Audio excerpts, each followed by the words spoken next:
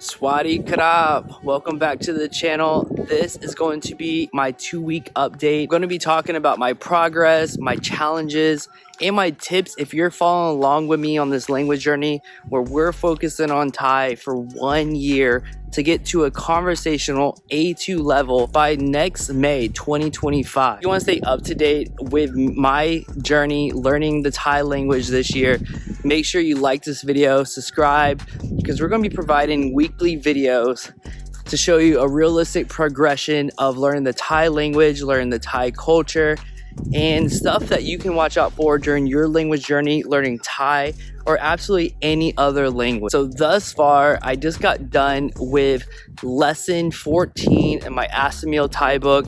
It's already provided me with a lot of, challenges here and there. It's provided me with a lot of, passive grammar review. Also a lot of vocabulary. I've come, I feel like, already a long way.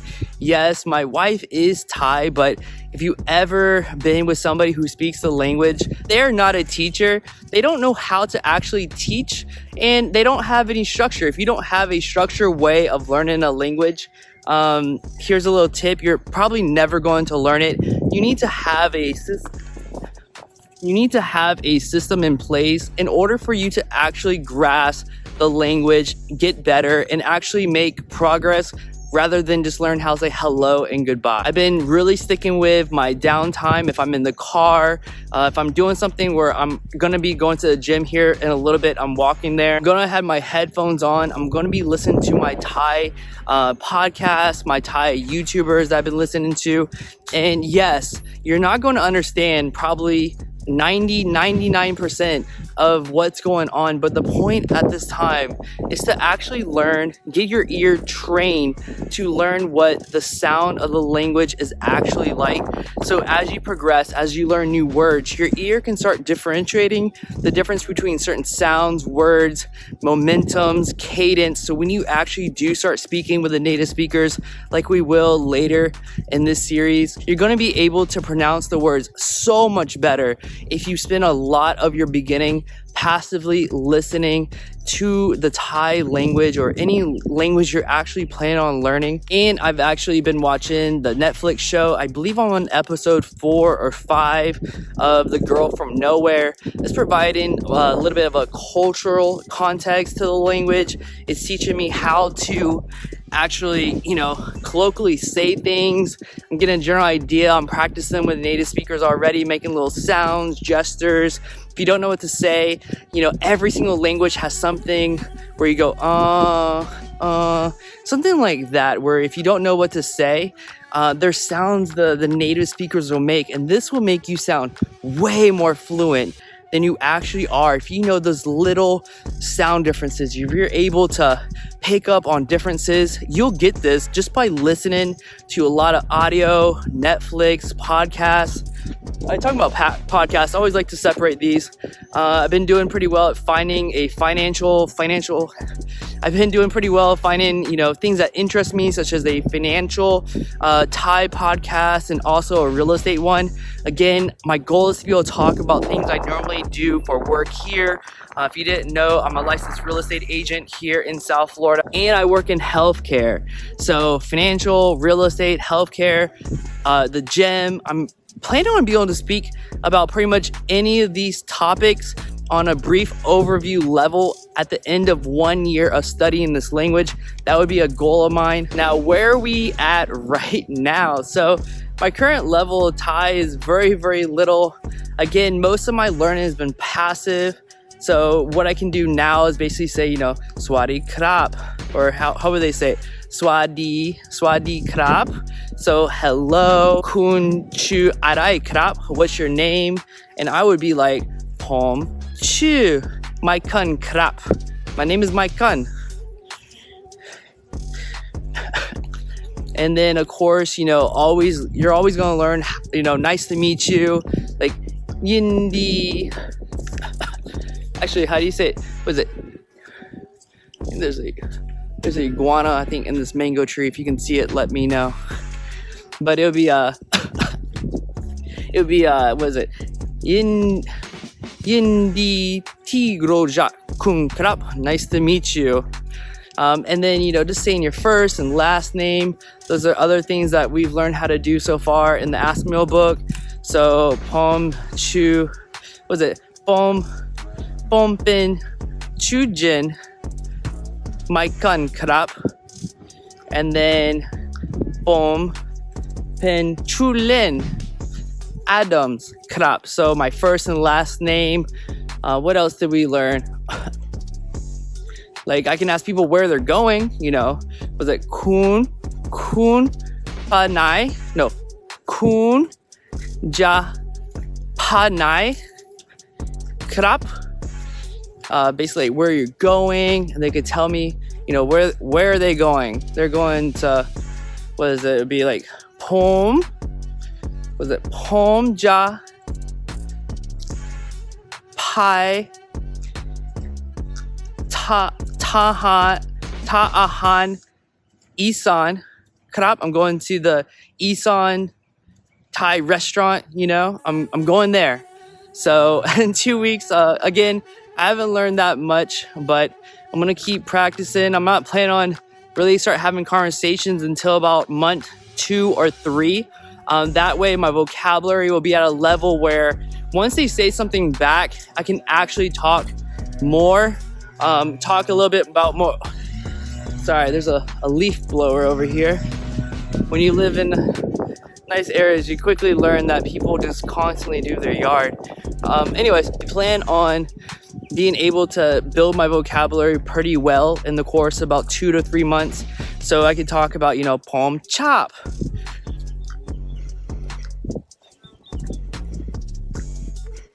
What I like, what do I like? Again, I need to talk about coffee, what I like in my coffee, and the general idea to have like these words flow more naturally. Again, we're not remembering vocabulary at this stage. What we're doing, we're chasing meaning. Where pom chop, I'm not thinking about I like, I'm thinking more like what, you know, I got the feeling in my mind, like the visual image of the meaning. I'm translating meaning in my head, not words. If you ever get stuck translating word for word in a language, this is the death of your speaking capabilities, and you absolutely will not be able to speak. This is why people who spend, you know, 5-10 years studying a language, especially at university level, they're never able to actually speak the language. So my goal is to be conversational and be fluent speaking a language. So I'm not focusing on the grammar where I'm sitting down, doing exercises, writing them down, because at the end of the day, that's not going to make me conversational fluent. The only way you become fluent in a language, especially like a Thai language, because it's tonal, is basically by listening over and over and over to the language and then repeating, being able to talk, use your downtime, practicing your muscles in your face to actually repeat what you hear so you can actually communicate. Because if you don't do this, you're never going to be able to speak the language that you want to speak. This is why I'm following my method to learn this language. Within a year, we're going to be speaking. Now, learning a language, especially Thai, it's going to have its challenges. And the number one challenge that I'm already facing is going to be the tones. These tones can make or break what you're saying. And what I've already learned before is that in order to knock these tones down correctly, I need to keep listening. And not just listening once. I'm going to be listening over and over to the exact same phrases so I can train my ear to the slight differences in the language, because if you don't hear it, you can't recreate it. So listening is by far the most important thing to do at this stage. And again, the tones are going to be the hardest part of learning Thai. The second thing is that usually what I use for a lot of languages is reading, but I'm not going to be really reading this year. My goal is to be conversational. Reading the script is going to slow me down. I know it. So I'm not going to be focusing on the script until I'm conversational. This is going to be part of my next series where I'm going to be using Thai a lot more. This part of the series is just me learning Thai. Number 3 challenge of learning Thai is going to be the listening comprehension. So again, it's a tonal language with tons of new sounds, new root words that I'm not naturally going to know what they are. It's not like when I study like French per se, and I was able to pick up a lot of words because the shared vocabulary. It's not like going to be like when I studied a language related to another one I already knew. It's not going to have any really shared vocabulary, and this is going to make learning this language so much harder. And this is why listening comprehension is going to be very key in my success at speaking with native speakers and integrated into Thai society. And number 4 is going to be vocabulary. Again, my usual approach to learn a language is reading. So usually, like with French, I got my favorite author, Murakami. I bought his books in French. They're usually very long books. I know the content very well because I read them already in several languages. And what I do, I get the audio book version of it as well. So say when I was learning French, I had the book in French, and then I had the reader in French reading along, so I can copy, listen to the sounds, know the cadence of the language, and really improve my vocabulary in French a lot. And I haven't done anything with French in years, but my reading ability in French is absolutely amazing. Right now, my talking in French is dormant because I haven't really spoke to many French people. Just the basics like, you know, how are you doing? What are you doing? And things of that nature. I'm lucky I live here in South Florida, so there's a lot of different types of speakers, especially a lot of people from Canada who are here in Paris who come down here. And nice little flag behind me. But it's been a very fun time. I have a few languages that I know that, you know, right now they're not my focus. Thai is going to be my primary focus because I don't have much time. Again, I work as a healthcare provider, real estate agent. I have a child. I have to edit these videos. I post videos for real estate as well. So my life is busy. Again, I only have about 15 to 30 minutes a day to study the language. So I got to be as productive as possible in this year to be conversational. And I'm losing one of my greatest secrets of vocabulary learning. It's reading the native text. So we're gonna see how this goes, but I'm planning on going very well. Again, if you're following along with me and you wanna know what I'm doing to master the Thai language in a year, I'm gonna tell you right now what resources I'm using. Number 1 is a structured course in the language. And one of the best courses out there is going to be the Asamil Thai book. Yes, it's in French. If you already know French, a lot of people already do because it's in the language learning community. It's a very popular language. You can definitely use the book. If you have any way to translate the book, that could be something you might want to do. It's going to be a little bit harder translating the book because you're not going to understand the grammatical points as well. But it is the book that I'm using. If you wanted to know, it has over 2 hours of Thai only audio in the course. And yes, there's only 99 lessons, but the way I review the book over and over and over, it's definitely going to take me the entire year to get through the book. Because again, I'm only spending 15 to 30 minutes and I spend a lot of time reviewing the book. I'm going to go through the book in different waves.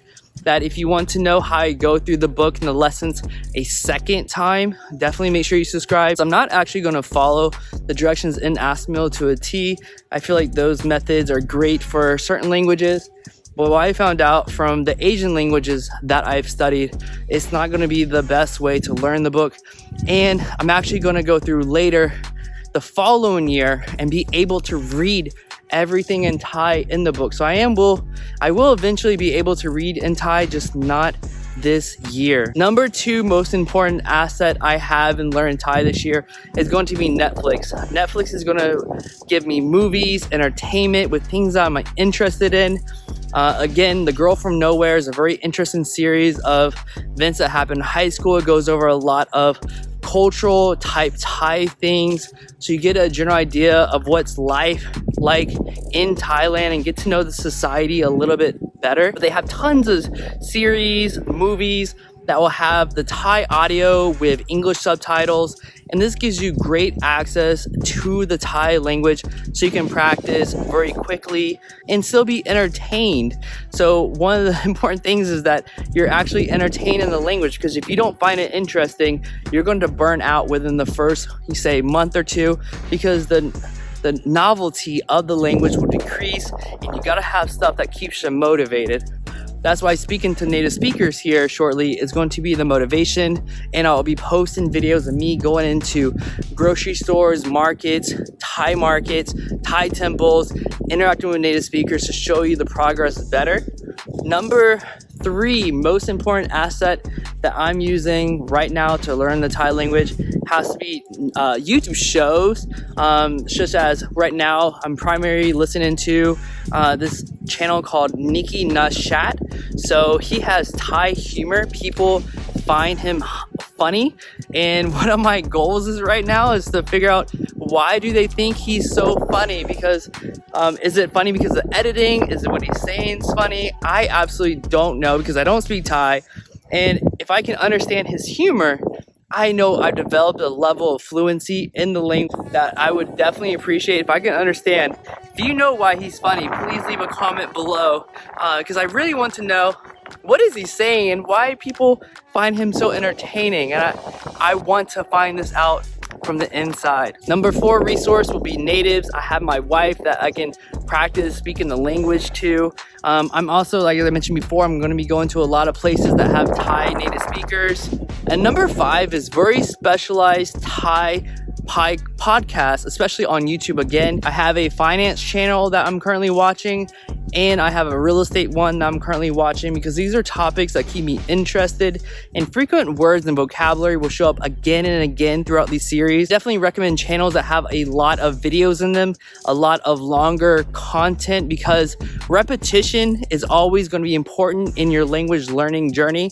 So if you have a channel that has a lot of videos, they're going to be using a lot of vocabulary over and over, and this is how you're going to remember things, because you're going to hear it in different contexts, a different intonation, and it's going to help you learn this language so much better if you have something that has tons and tons of content over and over. Now, if you need any tips to learn this language or any language, the number 1 thing is be consistent. If you can't make 15 to 30 minutes, at least expose yourself to 5-10 minutes a day. You want constant exposure every single day to the language that you're studying, because if you don't, you're never going to see progress, and you'll start this regression and forgetting things, and it's not a good motivating area to be in when you start forgetting things you just learned yesterday, or the last lesson you studied that was a week ago. Again, studying 5 hours once a week is not going to be as effective long term, rather than studying about 15 minutes every single day, because repetition daily is going to be a lot more important than binging and then losing whatever you just learned. Number 2 is going to be immerse yourself with the language as much as possible. That means finding YouTube channels, finding Netflix series, finding anything that interests you in the language, because learning the language is going to be something that you have to constantly find things that interest your curiosity or tickle your pickle. Number 3 is to find a language exchange partner or somebody you can practice with, because you need somebody who understands you need to practice, correct you when you're making major mistakes, but not correct you every single thing you do wrong, because you don't want all this negative reinforcement, especially when you're speaking. So your goal right now is to convey meaning, not to be a native speaker in year 1. You're not going to be perfect. If you have a fear of being perfect, you're never going to speak at all, and you will fail at this journey. Talking about the journey, number 4 tip is stay positive, optimistic, and stay your course. You've got your language book, you have your podcast, and you're going to make small efforts every single day. Don't try to switch things up drastically because you feel like you're not getting anywhere. Just stay your course, stay optimistic, and keep going. You'll be amazed that you're going to be listening to these podcasts. You're not going to know one word they're saying, and eventually, trust me, just keep going. You're going to hit this level where you can just easily hear the language, you understand it so much better. So you made it to this part of the video. Kap kum krap. Thank you. I hope you enjoy the series, and stay tuned to the next one right here.